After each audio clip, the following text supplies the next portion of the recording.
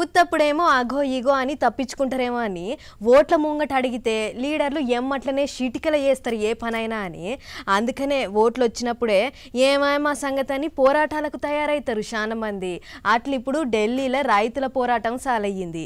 MP ఎలక్షన్ల ముంగట రైతులంతా మళ్ళోసారి ఢిల్లీ బటవట్టిర్రు. ముచ్చటేందో అరుచుకున్నద్దాం పారి. ఇంతకు మునుపు ఇలాం లేకుండా ధర్నాలు రాస్తారోకోలు చేసి సెంట్రల్ సర్కారులకు రైతులంటే ఏందో వాళ్ళు పట్టుబడితే ఎట్టుంటుందో గట్టిగానే చూపెట్టిరు మన రైతన్నలు. అట్ట వాళ్ళు పట్టిన పట్టు ఇడిచిపెట్టేటట్టు లేదు, ఉడుం పట్టు పట్టినట్టే పట్టిరు అనుకున్న సెంట్రల్ సర్కారు అప్పట్లో కొన్ని చట్టాలను రద్దు చేసిర్రు. కానీ ఆ చట్టాలను రద్దు చేసినప్పుడు అప్పుడు కొన్ని హామీలు కూడా ఇచ్చిర్రట. గట్టిచ్చిన హామీలు ఇంతవరకు ఒక్కటంటే ఒక్కడి కూడా గడప దాటలేదట.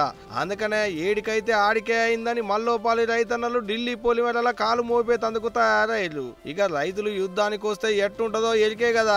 అందుకనే ఢిల్లీకి ఆనుకోనున్న హర్యానా, పంజాబ్ పొలిమేరల ముండ్ల కంచెలు గట్టిగా అడ్డం పెట్టిర్రు. రైతులు ఎవరు ఢిల్లీ లోపలికి రాకుంటుండే తందుకు పోలీసు వాళ్లతోని గట్టి బందోబస్తు కూడా పెట్టిర్రు. అంతేకాదు హర్యానా రాష్ట్రంలో ఉన్న 15 జిల్లాలలో 144 సెక్షన్ కూడా పెట్టిర్రట. అగ చూడు రైతులు ఎవరు లోపలికి రాకుండా తవ్వలకు అడ్డంగా బారికేళ్లు బండరాళ్ళు ఎట్ట పెట్టిర్రు.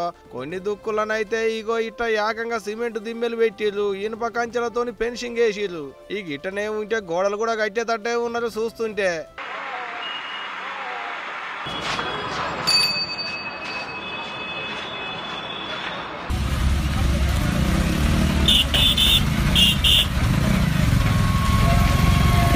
ఇక ఇదిట్టుంటే ఇటు మంగళవారం నాడు ఢిల్లీని చుట్టుముట్టాలని రైతు సంఘ పోళ్ళంతా దండు కట్టిరు కదా. ఇక గదే ముచ్చడం మీద ఇప్పటికే చాలా మంది దానిక బండ్లు కట్టుకొని ఢిల్లీకి కూడా బయలుదేరాట. అందుకనే సెంట్రల్ సర్కారు ముందుగానే ఎవరిని లోపలికి రానియకుండా రైతులను ధర్నాలు చేయనీయకుండా ఉండేందుకు ఇటువంటి ఇగురాలు చేస్తున్నారు అన్నట్టు. ఇంతకు మునిపే రైతుల బలం ఏందో చూసిరు కాబట్టి ముందుగానే చర్చలకు కూడా రమ్మని పిలిచిరాట.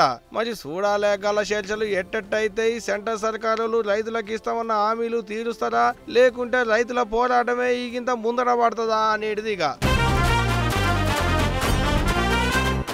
పేరుకే సొంత అన్న చెల్లెళ్ళు కానీ రాజకీయం ముచ్చటకొస్తే బద్ద శత్రువులు లెక్కనే తయారైనరు.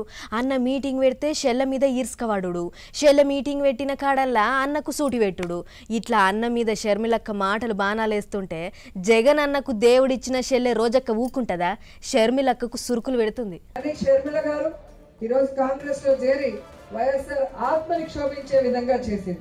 ఈరోజు జగనన్నని ఓడించడానికి చంద్రబాబు నాయుడు వదిలిన బాణంలాగా చంద్రబాబు నాయుడికి మంచి చేకూరే విధంగా వైఎస్ఆర్ కాంగ్రెస్ పార్టీ ఓట్లు చీల్చడానికి మా నాన్న వైఎస్ఆర్ అని చెప్పుకుంటుందే తప్ప నాన్న పేరు నిలబెట్టే విధంగా ఏమీ చేయలేదనేది మరొకసారి గుర్తు చేసుకోవాలి. సొంత చెల్లె షర్మిలక్క అన్నను ఓడిస్తా గద్దె దింపుతా అనుకుంటా శబదాలు చేస్తుంటే జగనన్నకు దేవుడిచ్చిన చెల్లె రోజక్క మా అన్నకు అండగా నేనున్నా అన్నట్టే షర్మిలక్కను సాపిస్తున్నది. ఇన్నొద్దులు షర్మిలక్కను జగనన్న వదిలిన బాణం అనుకున్నారు గాని జగనన్న వదిలిన బాణం కాదు షర్మిలక్క, చంద్రబాబు వదిలిన బాణం అనుకొచ్చింది రోజక్క.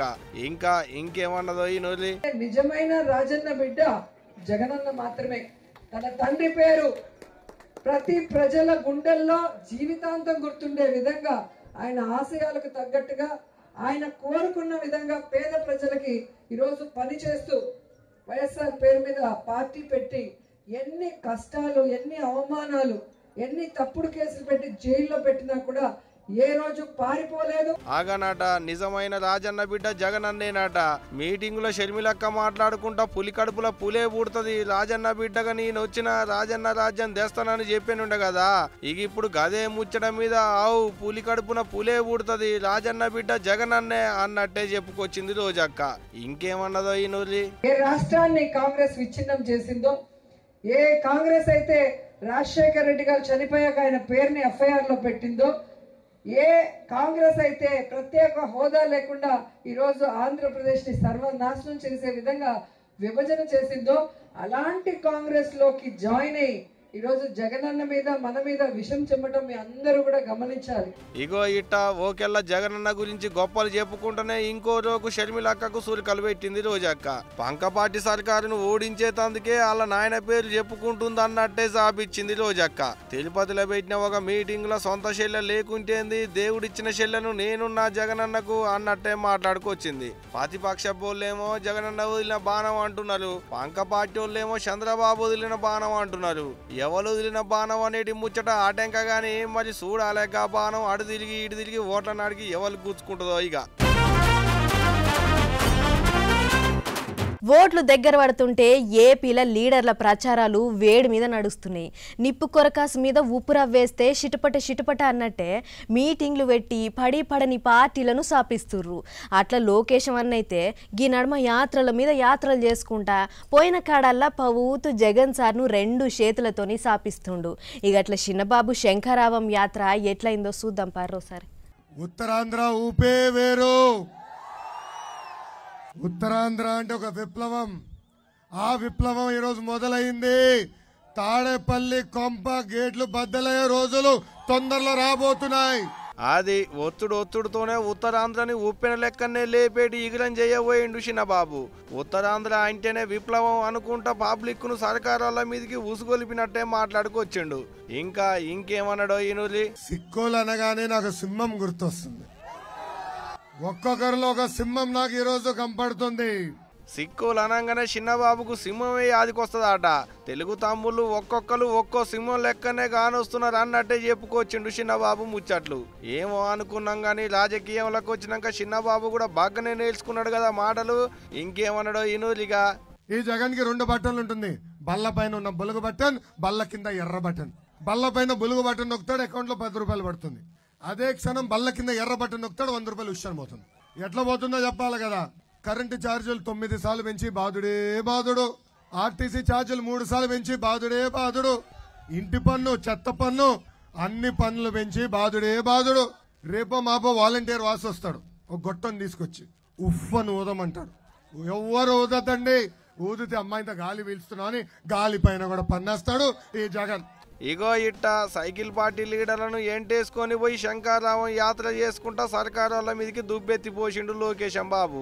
శ్రీకాకుళం, సిక్కోలు, ఆముదాల వలసల మీటింగులు పెట్టి సర్కారులను గట్టిగానే ఆడిపోసుకున్నాడు. పంక పార్టీ వాళ్ళ మీదకి ఉడుకుడుకు మాటలు గట్టిగానే ఇడిచిపెట్టిండు.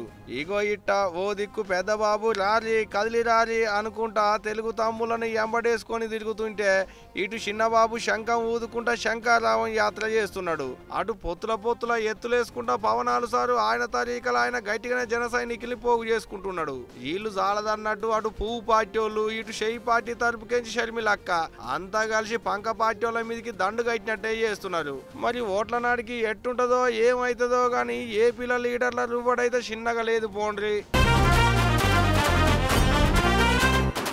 ఇవాళ రేపు ఊళ్ళల్లో ఉండేటి పొల్లగాండ్లకు పిల్లలే దొరుకుతలేరు. లగ్గాలు చేద్దామంటే దారి తప్పి ఏన్నో ఒకడు పిల్లనిస్తానని వచ్చినా ఏం చేస్తుండు మీ పిల్లగాడు? సర్కార్ కొలు ఉందా, సాఫ్ట్వేర్ నౌకరీ ఉందా అని ముందుగానే అడుగుతుండ్రు. లేదు మా ఓడు రైతు వ్యవసాయం చేస్తుండంటే పొలిమెరలకేంచే వెనకకు మళ్ళీ పోతుర్రు. అందుకనే ఈ రైతులు చూడుర్రి ఏం చేసిర్రు. ఇవాళ రేపు పెండ్లీడికి వచ్చిన పొల్లగాళ్లకు లగ్గాలు చేయాలంటే కన్నోళ్ళ తిప్పలు చిన్నగా లేవు. పిల్లల్ని కనుడేమో గాని పెద్ద అయినాక పిల్లను చూసి లగ్గం చేసుడే పెద్ద కష్టం అయింది. ఇప్పుడు పిల్లనిత్తనని ఇంటికి వచ్చిన వాళ్ళు ఏం సంగతి, మీ పిల్లగాడు ఏం చదువుకుండు, ఏం పని చేస్తుండు, సర్కారు నౌకరు ఉందా, సాఫ్ట్వేర్ కోలు ఏమన్నా చేస్తుండా అని ఇగో గీయే ముందుగా అడుగుతున్నారట. కానీ దేశానికే అన్నం పెట్టేటి రైతులకు పిల్లనిస్తానని ఒక్కలంటే ఒక్కలు కూడా ముందడికి రావట్లేదట. అందుకనే రైతులను లగ్గం చేసుకున్న ఆడపిల్లకు ప్రోత్సాహం కింద సర్కారులే 5 లక్షలు ఇవ్వాలని చక్కగా పోయి సీఎం సిద్ధరామయ్యను కలిసిరట కర్ణాటక రైతులు. మా పొలగాళ్లకు సగం ఈడు పోయినా పెళ్లిళ్లు కావట్లేవు అని వినతి పత్రం రాసిచ్చిల్లట. ఇందానికైతే ఇచ్చంతరంగానే ఉన్నది కనుక ముచ్చటైతే వాజీబే. మరి ఏం చేస్తారో వాళ్ళు మాత్రం. ఇవాళ రేపు వ్యవసాయం పని చేసేటోళ్ళ వాళ్ళు అంటేనే పిల్లనిద్దానికి ఎవరు ముంగడికి రాట్లేరాయే. అందుకనే ఇటనన్న వస్తారేమోనని ఇటువంటి ఈగులని చేసిల్లాట. అంతేకాదు వానలు పడక పండించిన పంటకు గిట్టుబాటు ధర రాక చేసిన వ్యవసాయంతో పెట్టుబడులు కూడా బూడతలేవాట. అందుకనే రైతులు తీసుకున్న రుణాలు కూడా మాఫీ చేయాలని వినతి పత్రంలో రాసిచ్చిరట రైతన్నలు. మరి చూడాలే రైతన్నలు రాసిచ్చిన ఆర్జీ మీద కర్ణాటక సర్కారులు ఎటువంటి నిర్ణయం తీసుకుంటారు ఏంది అనేది. కానీ మొత్తానికైతే గీళ్ళు పెట్టుకున్న ఆర్జీ మాత్రం భలే ఇచ్చంతరంగా ఉన్నది. పోండ్రి చూడతరమా ఆడతరమా అన్నట్టు ప్రకృతి అందాల్ని చూడాలని ఎవరికి కనిపించదు చెప్పుర్రి. అగో అసొంటి ప్రకృతి అందాలు దునియాలో షాన్నే ఉన్నాయి. ఒక్కసారి చూసిర్రంటే ఈడువను కూడా ఈడవరు, మళ్ళా పోయొస్తా అంటారు. అంత మంచి చూడదగ్గ చోట్లు ఉన్నాయి మన కాడ. అగో అసొంటి ఓ చోటును మీకు కూడా చూపిద్దామని పట్టుకొచ్చిన. ఇక అది చూసిర్రంటే ఓసారి పోయేస్తే బాగుండు అని అనుకుంటారు మీరు కూడా. గదెందో మీరే చూడర్రి. ఓ కాడ నుంచి సల్లగా మొగుల మీదకెంచి మంచు కురుస్తుంటే గరం బట్టలు దొడుక్కొని షవులకు ఇగం పోకుండా నెత్తులకు షిప్పులు పెట్టుకొని మంచు అందాలను ఆస్వాదించే తందుకొచ్చిర్రు పర్యాటకులు. జమ్మూ కాశ్మీర్ రాష్ట్రంలో ఉన్న గుల్మర్గ్ అనేటి జాగలున్న మంచు కొండల మీద మంచు గట్టిగా కురుస్తున్నది. మంచు గడ్డలు పడుతుంటే గా మంచు గడ్డల నడుమ మజా జయానికే బండ్లు గట్టిర్రు. పొల్లగాండ్లను ఎంటేసుకొని పోయి మంచు గడ్డలలో ఆటలాడుకుంటా మస్తు సందడి చేసిర్రు. అగ చూడుర్రి ఎట్లున్నదో మంచు.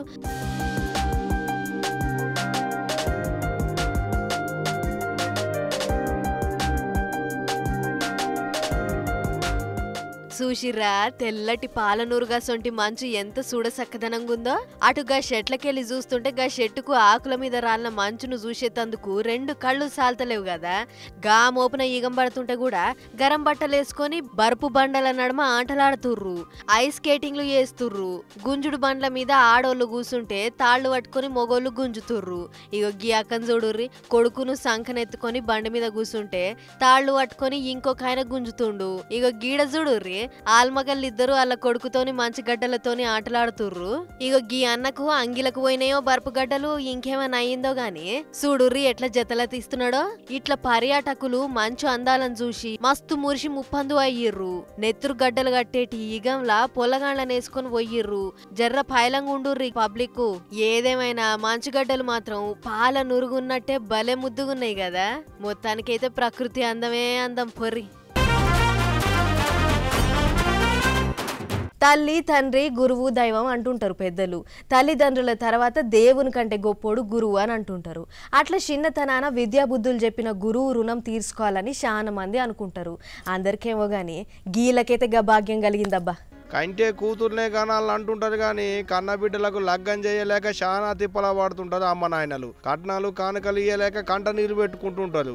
ఈ గట్ట ఆడిబిడ్డల లగ్గం చేయాలంటే ఎంత తిప్పలు ఉంటుందో కొత్తగా చెప్పేది ఏముంటది చెప్పుర్రి. ఇగో గీడ లగ్గం అవుతుంది చూసిరా, గీడున్న పెళ్లి పిల్ల నాయనది కూడా గదే తిప్పలాట. అట్ట ఆయన పడుతున్న తిప్పల చూడలేక చిన్నప్పుడు ఆయన దగ్గర చదువుకున్న ఇగో గీళ్ళే తలా ఇన్నేసి చదువు చెప్పిన సార్కు సాయం చేసిల్లట. సారు బిడ్డ పెళ్లిని దగ్గరుండి చేసిల్లట గీ అన్నలు. గురుగారికి మేము చదువుకున్న గురుగారికి వాళ్ళ యొక్క కూతురు మ్యారేజ్ అవుతుందని సంతోషించి మా విద్యార్థులందరం కూడా కలిసి వెంటనే స్పందించి ఒక గ్రూప్ క్రియేట్ చేసుకొని ఆ గ్రూప్లో అందరం కూడా మా యొక్క ఆలోచనలు షేర్ చేస్తూ అందరం కూడా ఒక మంచి గిఫ్ట్ ఇద్దామని చెప్పి ఆలోచించి ఈ రోజు 1,50,000 అగనట చదువు చెప్పిన గురువు బిడ్డకు సారు లగ్గం చేస్తున్నాని సాయం చేసేందుకు ఉడత భక్తి కింద శాతనైనంత సాయం చేసినామనికి వచ్చిండు. అసలు ముచ్చటేందయ్యా అంటే ఇగో గిడ కనపడుతున్న ఆయన పేరు పేరుమాండ్ల ఎల్లగౌడు. మహిబాద్ జిల్లా కే సముద్రం మండలంలో ఉన్న కల్వల ఊళ్ళే ఓ ప్రైవేటు బయలు చిన్నప్పుడు చదువు చెప్పిండు అటగీళ్లకు. అట్ట ఇప్పుడు గా సారు వాళ్ళ బిడ్డకు పెళ్లి చేస్తుంటే కట్న కానుకలు ఇచ్చే కాడ సారు తిప్పల పడుతుండ అనుకున్నారో ఏమో. 30 ఏళ్ల కింద సార్తన చదువుకున్న కొంతమంది విద్యార్థులు తలా ఇన్ని తోసిన కాడికి సాయం చేసి 1,50,000 దానక పోగు చేసి సార్కు గురు దక్షిణ కింద ఇచ్చిలాట. మంచి ముచ్చటే కదా. 30 ఏళ్ల కింద చదువు చెప్పిండు, అప్పట్లో ఆయన ఫీజులు తీసుకోలేదా అనుకోకుండా ఇట సాయం చేసిలంటే గొప్ప ముచ్చటే కదా. ఇక ఇదిట్టుంటే వాళ్ళ విద్యార్థులు చూపెట్టిన పాయడానికి సారు కూడా మురిసి ముప్పందమైందట. కాడా మరి ఇవాళ రేపు అమ్మ నాయనల్నే పట్టించుకుంటలేదు. అసలు చదువు చెప్పిన గురువును యాది పెట్టుకొని పోయి ఆపదలు ఉన్నప్పుడు ఆదుకున్నారంటే గాలని ఎంత తారీఫ్ చేసినా తక్కువే కదా నుల్లా. ఏమంటారు? స్వచ్ఛ భారత్ పథకం కింద సెంటర్ సర్కార్ వాళ్ళు చెత్తను ఎత్తుకపోయేటి బండ్లు ఇచ్చిన కాడ నుంచి ఊళ్ళో చెత్తనంతా గా బండ్లల్లో ఎత్తుకపోయి ఊరవతల పడేసేటోళ్ళు ఉండే. కానీ ముందుగా మురిసినమ్మ పండుగ గుర్తెరగదన్నట్టు గా మురిపేమో ఎన్నాళ్ళో లేదుల్లా 4 వద్దులకే మూలగ పడ్డాయి గా బండ్లు. ఇప్పుడు గా ముచ్చట ఎందుకంటే ఇగో గిజ్జూడుర్రి మీకే తెలుస్తుంది. ఓరక్కో ఖరాబ్ అయిన చెత్త బండ్లను తెచ్చి పంచాయత్ ఆఫీస్లో పడేసిర్రు. కొత్త గిట్ల ఏమన్నా ఇస్తారా ఏంది అని అనుకుంటుర్రా? ముందుగల వీటిని వాడతాయి కదా అసలు. ఇయే కొత్త బండ్లు తెచ్చినాటిని తెచ్చినట్టు మూలగ పడేసిర్రు. బాపట్ల జిల్లా ఇంకోళ్ళు మండలంలో అయిన ముచ్చట గీది. స్వచ్ఛ భారత్ పేరు మీద 2018లా అన్ని ఊర్లకు ఇచ్చినట్లే వీళ్ళకు కూడా కొన్ని ఇంటింటికి తిరిగి చెత్త కొంటపోయే బండ్లు ఇచ్చిర్రు సెంటర్ సర్కారోళ్ళు. ఇక 2019లా ఎలక్షన్ల కూడా అమలుందని జనంకు వీటితోని పని చేయకుండా గిట్ల పంచాయత్ ఆఫీసుల మూలేసిర్రు. అప్పటి సంది ఇప్పటి దాకా మళ్ళా వీటొంక చూసినోళ్లే లేరంట. షోరూమ్ నుంచి చెక్కున మెరిసే చెత్త బండ్లను తెచ్చి గిట్ల జంగల పడేసిర్రు. ఇంకేముంది, ఎండకెండుతున్నాయి, వానకు తడుస్తున్నాయి. వాటిని పట్టించుకున్నోళ్ళు లేరు. వాటితోని పబ్లిక్ కు ఫాయిదా లేదు. అదిదనేటాళ్లకు 5 ఏళ్ల పొద్దు గిర్రున్న తిరిగింది. ఇంకేముంది, జంగు పట్టి నెర్రలు తెరిచినాయి. ఆ జాగల పడేసిన కాడ నుంచి మేము పుట్ట అనాథలమైనాం. మమ్మలను కొంచెమై వాడుకుంటే చెత్త వాసనే మాకు సెంటు వాసన అనుకొని బండి సాఫ్ చేయకున్నా బంగారమోలే మెరుసుకుంటా సంబురంగా ఇల్లు తిరుక్కుంటా అమలక్కలను మందలిద్దుము. మీకోసం మా ఇరుసులరిగి ఈపు సాపయ్యేదాకా గిర్రెలరిగి సడుగులు కూలవడేదాకా మీకు గొడ్డు చాకరీ చేద్దుము అని గొడగొడ శోకం పెడుతున్నాయి ఇప్పుడు గశ్యత బండ్లు. బొట్టు పెట్టుకొని ఊదిబత్తీలు కొబ్బరికాయలతోని ఘనంగా షురువయ్యి గల్లీల పొంటి తిరిగేటి మాకు ఈ గతేందని బేలసూపులు చూస్తున్నాయి. ఇక అటు దిక్కు సర్కారేమో స్వచ్ఛ భారత్ గట్టినే నడుస్తుందని అనుకుంటుంటే ఇగో గిట్ల లక్షల కోట్లు ఖర్చు పెట్టి తెచ్చిన బళ్ల కథేమో గింత సక్కదనం ఉంది. మరి ఇంత అయితుంటే అక్కడి అధికారులు ఏం చేస్తున్నట్లు అని అనుకుంటుర్రు గీ ముచ్చట చూసిన పబ్లిక్. చూడాలి మరి ఏం చేస్తారో. ఇక నేను పొద్దుగాల ఆఫీస్కి వచ్చేటప్పుడు పొద్దుకల ఆఫీస్లో పని ఒడిపించుకొని పోయేటప్పుడు ర్యాపిడోలో బండి బుకింగ్ చేసుకొని వస్తా. కానీ మొన్న నాడు నడిమిట్లకి రాగానే ర్యాపిడో బండ్లో పెట్రోల్ అయిపోయింది. బండి ఏమో గుడుగు గుడుగుమంటుంది. ఇంకేముంది, గా ర్యాపిడో రైడరు ఎటు కాకుండా బండి తొవ్వ పక్క కాపి పెట్రోల్ అయిపోయింది మేడం, మీరు పైసలు ఇచ్చి ఇంకో బండి మీద వర్రి అని అంటుండు. నాకు సుర్రున కాలింది. కానీ ఏం చేయలేక నడుచుకుంటూ వచ్చిన. కానీ గీ అన్న నా లెక్కన కాదు. చూడు ఏం చేసిండు.